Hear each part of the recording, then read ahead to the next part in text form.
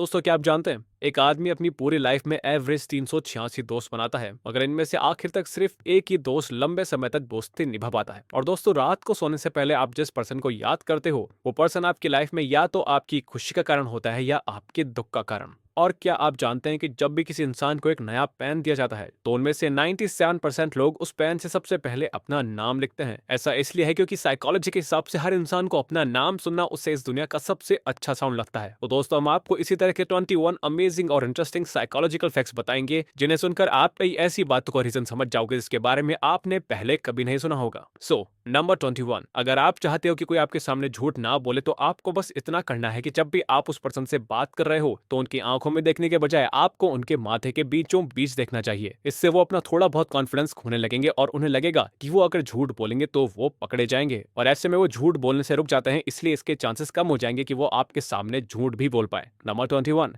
आपने कभी इस बात पर ध्यान दिया है कि जब कोई आपको इग्नोर करता है तब आप उस इंसान पर और ज्यादा ध्यान देने लग जाते हो? आपका सारा अटेंशन उसी पर रहता है। ऐसा क्यों होता है कि हम उसी चीज को चाहते हैं जिसे पा नहीं सकते? इसका एक साइकोलॉजिकल रीजन ये है कि हमारा ब्रेन अनफ्रेंडलीनेस को एक चैलेंज या गोल की तरह देखता है। आप उन लोगों के लिए इतने ऑब्सेस्ड रहते हो क्योंकि आपका ब्रेन उस इग्नोरेंस को एक चैलेंज की तरह देखता है जिसे आप अकम्प्लिश करना चाहते हो, जैसे किसी मैथ प्रॉब्लम की तरह। नंबर 19, आजकल psychological disorders like stress, anxiety, depression etcetera बहुत ज्यादा कॉमन होते जा रहे हैं। अर्ली 20s में की गई एक रिसर्च के अकॉर्डिंग स्टूडेंट्स का एंग्जाइटी लेवल इतना ज्यादा होता है जितना कि एक 90s-50s के साइकियाट्रिक पेशेंट का। और अगर आज के टाइम पे ये स्टडी अब दोबारा की जाए तो एक एवरेज स्टूडेंट का एंग्जाइटी लेवल किसी साइकियाट्रिक पेशेंट से भी ज्यादा होगा। नंबर 18, 20 लाख पार्टिसिपेंट्स पर करी गई एक स्टडी ने किसी भी तरह की एक अच्छी रिलेशनशिप होने के काफी अमेजिंग बेनिफिट्स बताए। एक हेल्दी रिलेशनशिप आपको गुड हार्ट हेल्थ देती है जिसकी वजह से आपकी लाइफ एक्सपेक्टेंसी इंक्रीज हो सकती है। वहीं दूसरी तरफ एक टॉक्सिक रिलेशनशिप आपकी हेल्थ पर नेगेटिव इफेक्ट्स डाल सकती है। नंबर 17, वर्ल्ड में 19 डिफरेंट टाइप्स की स्माइल होती हैं: पोलाइट,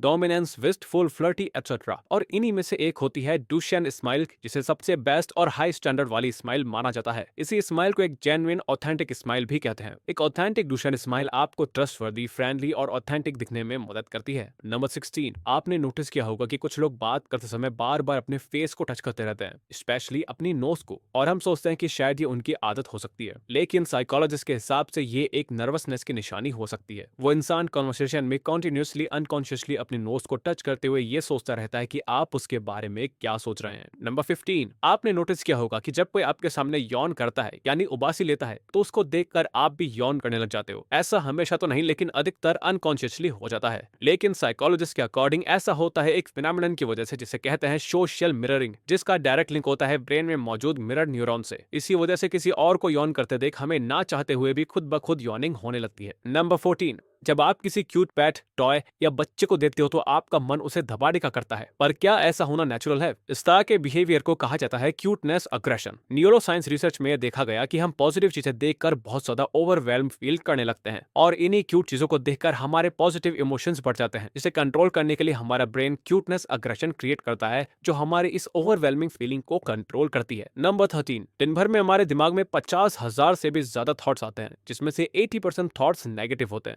जिनका हमारी डे टू डे लाइफ पर बुरा असर पड़ सकता है। इन थॉट से आप बच नहीं सकते, पर इनको सही जरूर कर सकते हो, अपने आप को बिजी रखकर या ऐसी एक्टिविटीज करके जो आपको खुश करती हैं, या फिर कुछ अच्छा सोचकर। अगर आपको लगता है कि आप ज्यादा ओवर थिंकिंग करते हो या आपको सिर्फ नेगेटिव थॉट्स ही आते हैं तो अपने आप को सुपर बिजी करके देखो। नंबर 12, ये एक काफी अजीब फैक्ट है कि हमारा माइंड, जो हमारी मदर टंग यानी मातृभाषा है, उससे अलग लैंग्वेज में कुछ सोचे तो हमें काफी सही डिसीजन लेने में मदद करता है। ऐसा बहुत सारी रिसर्च में देखा गया है कि आप जब किसी और लैंग्वेज में सोचकर डिसीजन लेते हैं तो आपका माइंड ज्यादातर टाइम सही होता है। इसीलिए अगली बार कोई डिसीजन लेने से पहले उसके बारे में इंग्लिश में सोच के देखना। नंबर 11, हम रेस्टोरेंट एंड कैफेज में वेटर्स को किस तरह से ट्रीट करते हैं ये दिखाता है कि एक्चुअल में हमारा नेचर कैसा है। इस रूल को द वेटर रूल कहा जाता है। इसमें यह देखा जाता है कि दूसरे लोग जो आपकी नजर में सिर्फ वेटर हैं, उन्हें आप किस तरह से ट्रीट करते हैं। आपका नेचर आपकी पर्सनैलिटी को डिफाइन करता है, सिर्फ नाम और पैसा नहीं। नंबर 10, ऐसी चीजें करना जिनसे आपको सबसे ज्यादा डर लगता है वही आपको सबसे ज्यादा खुश रखती हैं। आप जब भी कोई ऐसी चीज करते हैं जिसमें थोड़ा रिस्क का डर होता है तो उसको करने के बाद आपको खुशी जैसा फील होता है। अब इन सब का ये मतलब नहीं कि आप खुशी पाने के लिए कोई भी गलत काम करने लग जाओ, लेकिन हाँ, कुछ रिस्क के एडवेंचर्स करने का ट्राई करके आपको जो खुशी हासिल होती है उसका कोई मुकाबला नहीं होता। नंबर 9,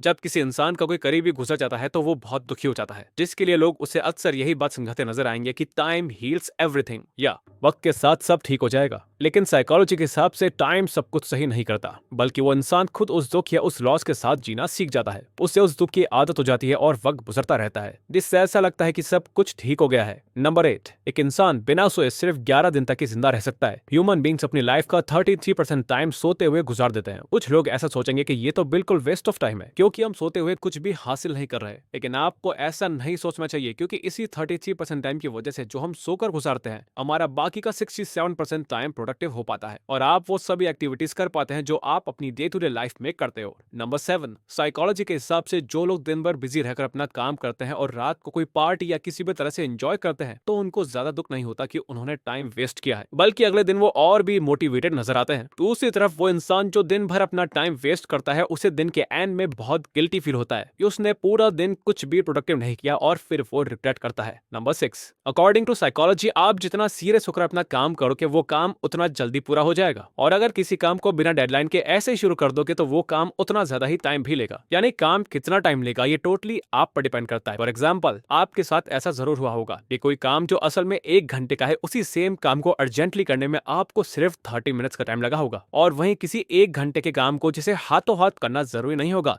आपने आराम से 2 दिन में पूरा किया होगा। नंबर 5, ह्यूमन ब्रेन एक बहुत ही एडवांस ऑर्गन है जिसके अंदर सारी इंफॉर्मेशन सेव रहती है, जिसे हम मेमोरी कहते हैं। माँ के पेट से लेकर मरने तक हमारी लाइफ का हर एक इवेंट हमारे ब्रेन में सेव्ड होता है। लेकिन फैक्ट की बात यह है कि ह्यूमन बींग्स चाहकर भी उन सभी मेमोरीज को दोबारा से याद नहीं कर सकते। हाँ, कुछ खास मेमोरीज याद आ जाएं, लेकिन सभी इवेंट्स आपके ब्रेन में मौजूद होने के बावजूद भी उन्हें याद कर पाना इम्पॉसिबल है। नंबर 4, आप जिस भी तरह के शोज या मूवीज देखते हो, उसी तरह से दुनिया को भी देखना शुरू कर देते हो। रिसर्च बताती है कि जो लोग क्राइम इन्वेस्टिगेशन या इवन ज्यादा न्यूज देखते हैं, वो दुनिया में होने वाले सीरियस क्राइम्स को ओवर एस्टिमेट यानी बढ़ा चढ़ा के देखते हैं, और इस तरह के शोज उन्हें ये सोचने पर मजबूर करते हैं कि दुनिया एक बहुत डरावनी जगह है और वो उसमें एक विक्टिम है। जबकि जो लोग कॉमेडी और फैंटेसी जॉनरा देखते हैं, उनकी लाइफ काफी पॉजिटिव होती है। नंबर 3, हमारी सोच और हमारे दिमाग की सोचने की एबिलिटी हमारे कल्चर पर डिपेंड करती है। सोशल साइकोलॉजिस्ट रिचर्ड निस्बेट ने अपनी book the geography of thought में बताया है कि किस तरह एशियन एंड वेस्टर्न कंट्रीज में मेंटल प्रोसेसेस अलग होते हैं, यानी दोनों कंट्रीज के cultures, philosophy, education and social structure अलग हैं, जस्ट बिकॉज वहाँ के लोगों को अलग अलग तरह की प्रॉब्लम्स फेस होती हैं। इसी वजह से एशियन कंट्रीज में लोगों की थिंकिंग काफी हॉलिस्टिक होती है और वहीं वेस्टर्न कंट्रीज की काफी एनालिटिक। नंबर 2, हमें ऐसा लगता है कि हम अपना हर डिसीजन काफी सोच समझ कर लेते हैं, लेकिन साइकोलॉजी के हिसाब से हम अपने ज्यादातर डिसीजंस अनकॉन्शियसली लेते हैं। फॉर एग्जांपल, अगर आप कोई मोबाइल लेने जाते हो तो आप अपना बजट और ब्रांड कॉन्शियसली ध्यान में रखकर फोन चूज करते हो, लेकिन अनकॉन्शियसली आपका माइंड आपको ट्रेंड और मोबाइल के और फीचर्स की तरफ भी आकर्षित करता है, जिससे आप पर डिसीजन अफेक्ट होता है। नंबर 1, जब भी हमें कोई रूल बहुत स्ट्रिक्ट लगता है या हमें ऐसा लगता है कि हमसे हमारी फ्रीडम छीनी जा रही है, तो हम में से अधिकतर लोगों का मन सिर्फ उस एक रूल को नहीं बल्कि हर रूल को तोड़ने का करता है। साइकोलॉजिस्ट इस बिहेवियर को रिएक्टेंस कहते हैं। ये हमें बताता है कि किसी को फोर्स करके अपनी बात मनवाना कभी काम नहीं करता। हम दूसरों की बात तभी मानते हैं जब हमें लगता है कि हम वो काम अपनी मर्जी से कर रहे हैं।